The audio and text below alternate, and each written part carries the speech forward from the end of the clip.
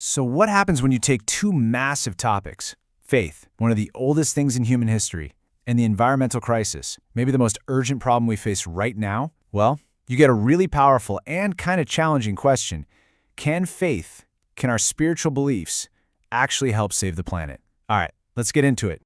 So our guide through this whole thing is a book by the theologian John B. Cobb Jr. And just look at that title for a second. Is It Too Late? A Theology of Ecology. I mean, wow, it doesn't pull any punches, right? He puts pretty much the biggest question of our time smack dab on the cover. No, seriously, just let that question sink in for a second. Is it too late? I mean, that's a heavy one. It's the kind of question that can feel, well, totally overwhelming, right? Almost paralyzing.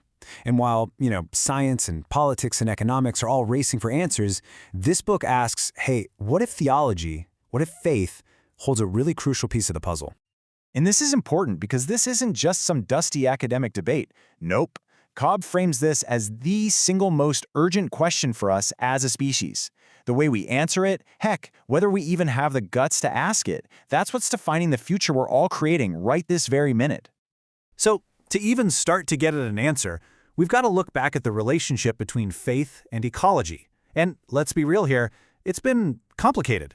For literally centuries, some interpretations of faith have actually been used to justify, exploiting the natural world. And that brings us to this huge split, this core conflict in a lot of religious thinking. On one side, you've got this idea of dominion. This is the worldview that says humanity is separate from and above nature. We're the rulers. But on the other side, you've got stewardship. This is the idea that we're caretakers, right? Guardians who are supposed to protect creation. And I mean, these are two totally different ways of seeing our place on this planet. So the book's whole argument is that to actually move forward, we can't just, tinker around the edges. That's not going to cut it. What we need is a massive, fundamental shift in how we think, a complete reboot of the relationship between the spiritual and the natural.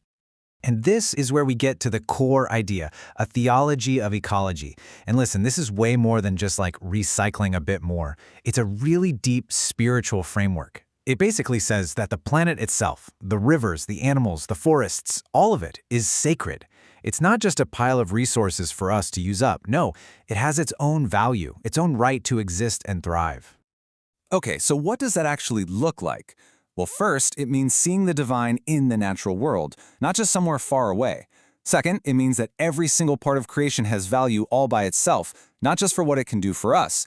And third, and this one is huge, it totally dissolves that line we draw between us and nature.